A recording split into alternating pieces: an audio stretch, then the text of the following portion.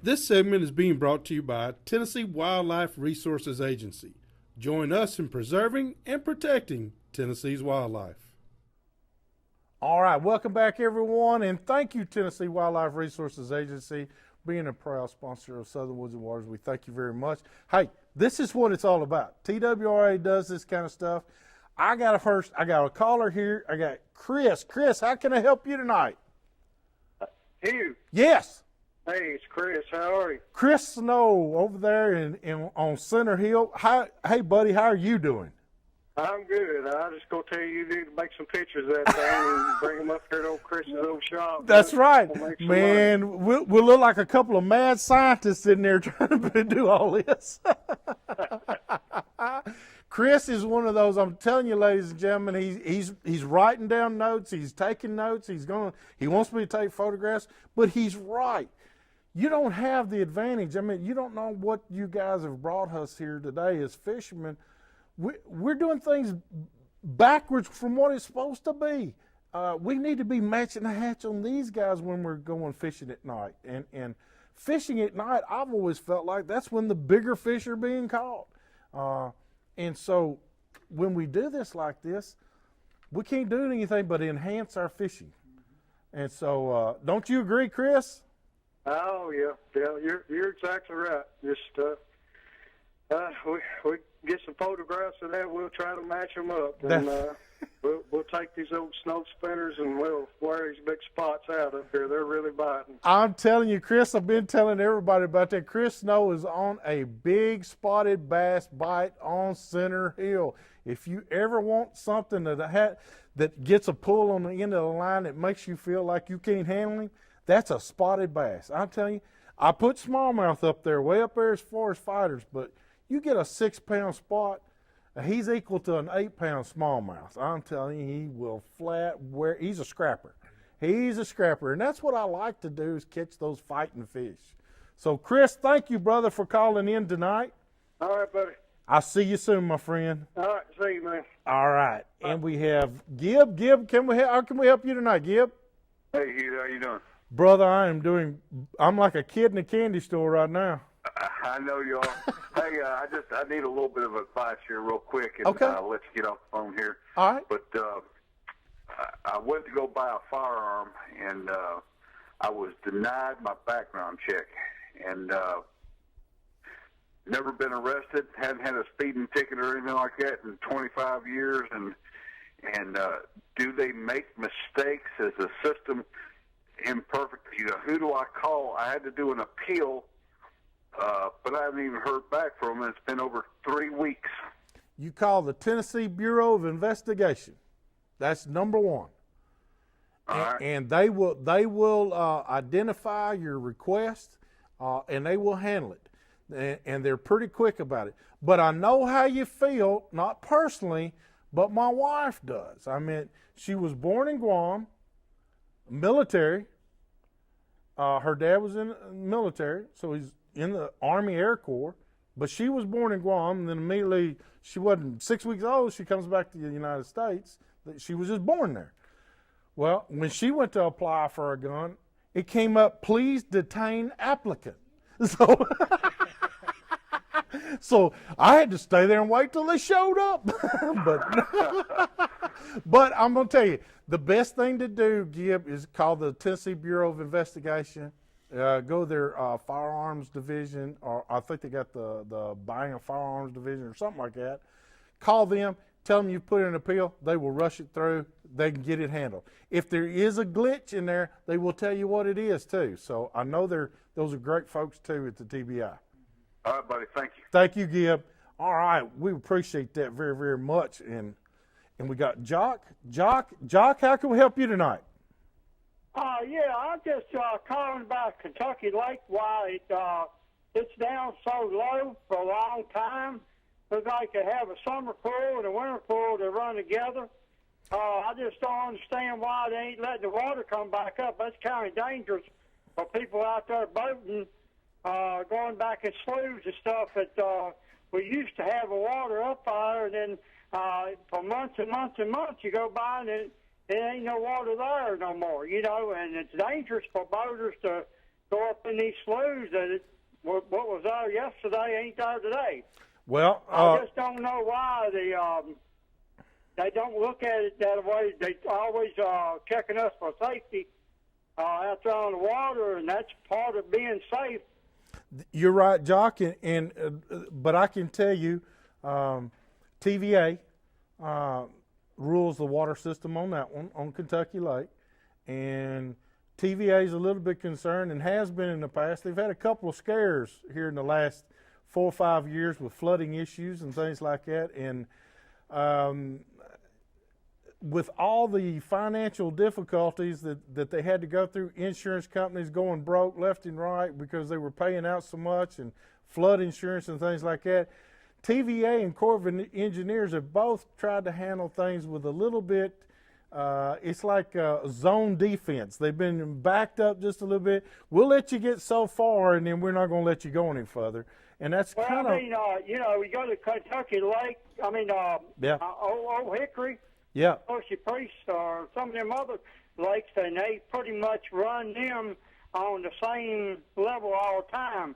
But Kentucky Lake, like to me, that stays down all the time. It's just when it goes down, it's rock bottom. It is going down, but that's the only thing that they've told me is they're kind of, because they're claiming that we're going to have a wet winter, and so they're kind of preparing for it a little bit, because it can drop 8 to 10 inches in a couple of days, and that's faster than what they can let Kentucky Lake out. So yeah, well, I mean, there's still dangers on people out there fishing, and you got to try to pay attention to what he's doing, and you got GPS on the boat, but it don't show where the islands or the sandbars are.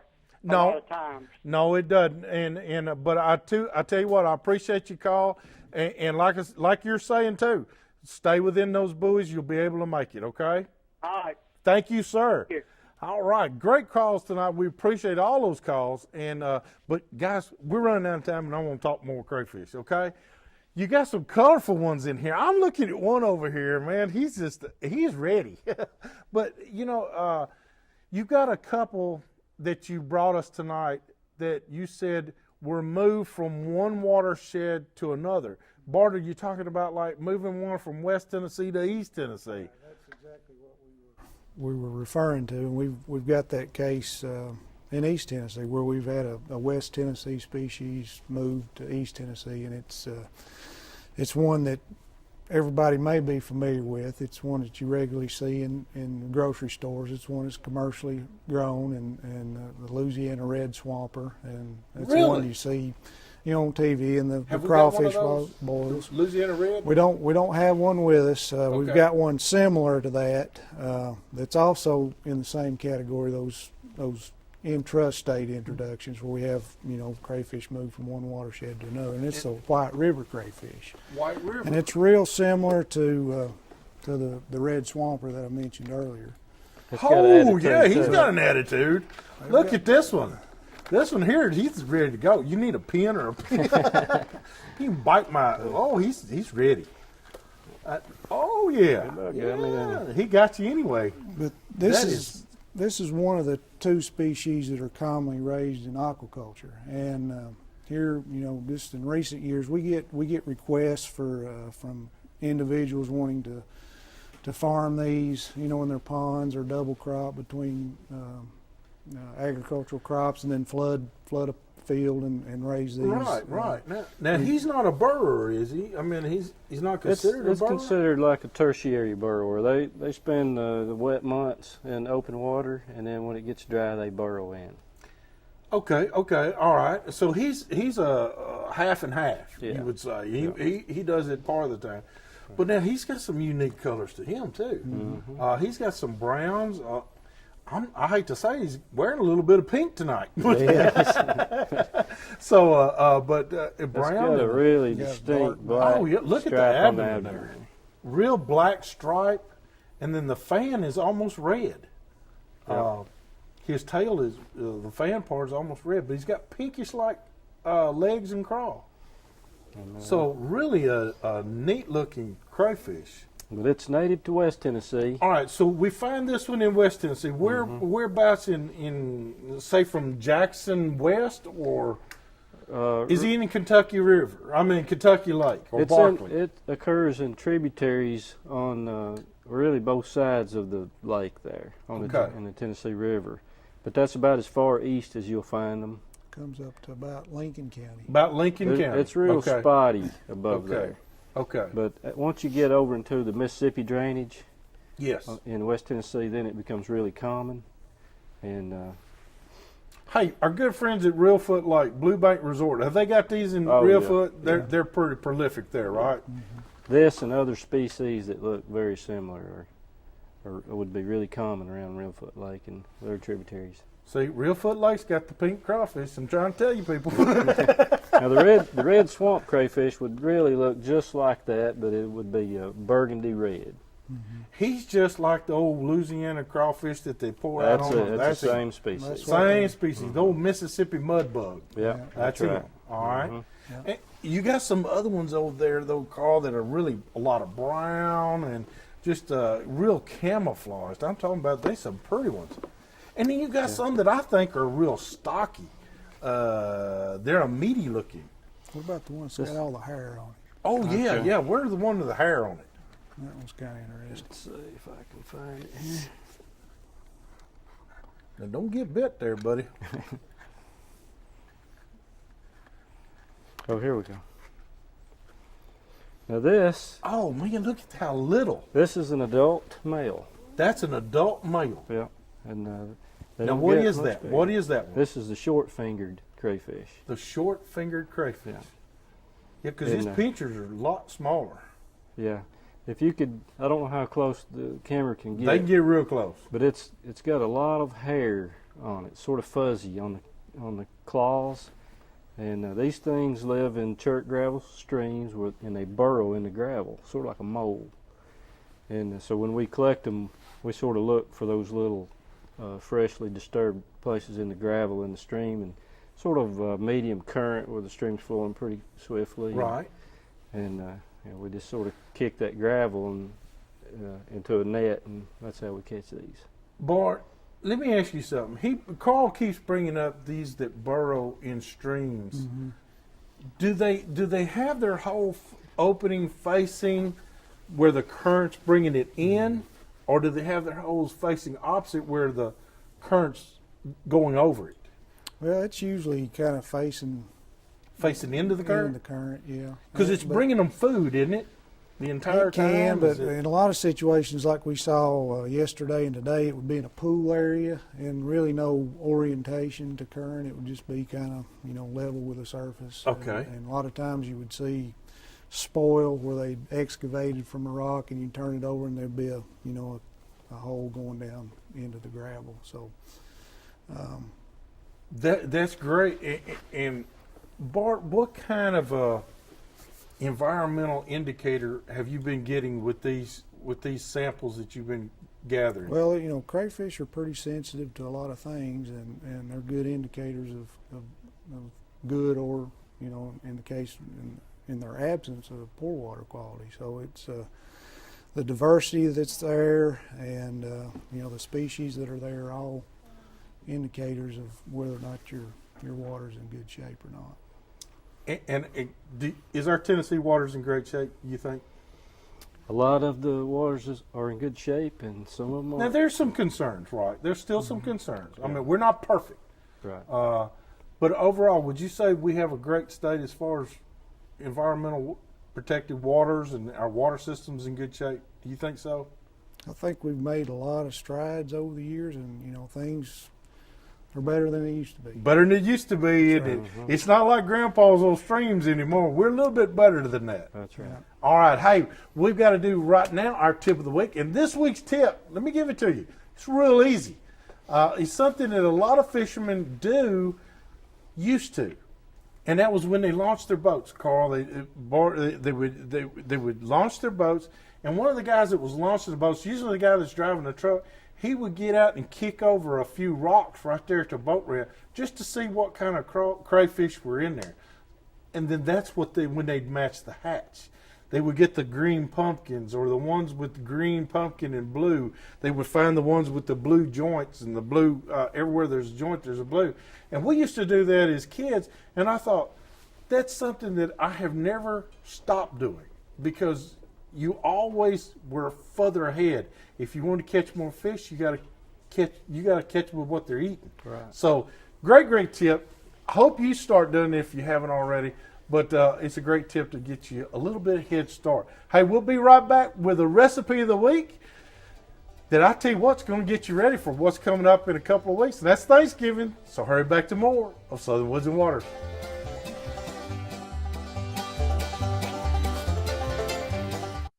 This segment is being brought to you by Covenant Heating and Cooling, providing excellence in comfort solutions. This week's Recipe of the Week is being brought to you by Broker Headquarters Group. Let our team in Camo help you with all of your real estate needs. All right, welcome back, everyone. Let me tell you what she's done over there. And she is brought in dressing. Cornbread, that is a weakness. You know that? Do y'all have the same weakness I have? Cornbread dressing. There's just something about the South and cornbread dressing.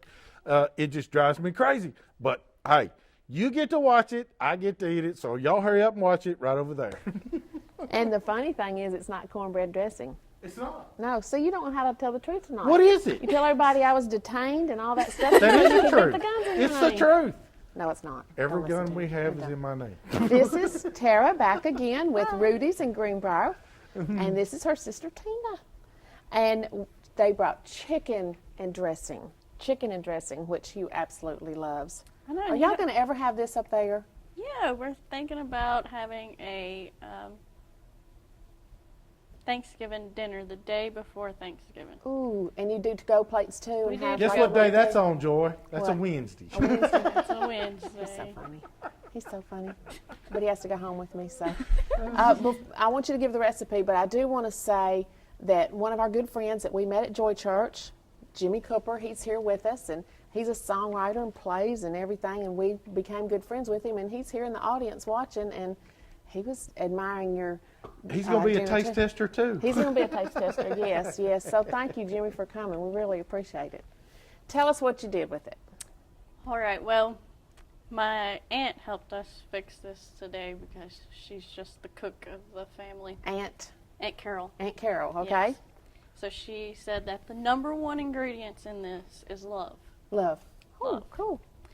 So That's we true. took, in this one, it's a little bit smaller. So you can use like 3 chicken breasts and boil it with some broth. Yeah. And then just boil it until it shreds itself. And then we use pepperidge stuffing mix. Yes, yeah. You use the herb one in this. And then you mix cream of chicken, cream of mushroom, and cream of celery with some broth. And then you just layer it, your chicken, your stuffing, your soup mixture. And you just keep layering it and then you put it in a 350 oven for 30 minutes. That's it? That's it. And you love it. It's a family I love recipe. it. Well, we're putting it on the website. It's not on yet. It will be. But I want to take a picture of this, and that'll be on the website too. So that'll be really good. How long are you cooking for? 30 minutes. And tell me, what's your favorite thing at Rudy's? Oh my, there's many things on that menu that I absolutely love. But my number one favorite would have to be the chicken strips. The chicken strips and honey mustard. That's my number one favorite. They're big too. Oh, yes. They're really good. Mm-hmm. We'll have to bring Jimmy up there and let him have dinner with us at Rudy's in Greenbrier in Franklin Center. Oh yeah, definitely. You want to say hi to anybody? Mom, Dad, Hi, husband. Mom and Dad. Yeah, kids. Kids. I want to say hi to my honey bunny. I love him so much, and my mom. Your mom and your dad? And my dad, You yes. better say hi to your dad. Hello, Daddy. And say Hugh, hi, I'm going Lori. to turn it back over to you, but would you please say something about our dear friend that died today, please? Yes, I will. Thank you. Just want to give a big shout out to the Gardner family, Gene Gardner. We lost a dear friend when we lost Darlene Gardner last night, and our thoughts and prayers are with you, Gene. We really appreciate your friendship and always have, and just love Darlene. She was an awesome lady and a real blessing to have known her. And so our thoughts and prayers are with you tonight, Gene, and will be for quite a while, I know. She's Going to be really, really missed. Hey, we're going to take another break. Well, wait a minute. I'm going to do my giveaway first. That's what I'm going to do. Hey, let me tell you what. I got some Deep Creek lures right here. They don't look like the real thing as much as the real thing, but they will do. And we got some Captain Gary's Bass Boat Instant Shine. Be the 5th caller here at 737-7767. You'll take it home with you. Hurry back to more Southern Woods and Waters.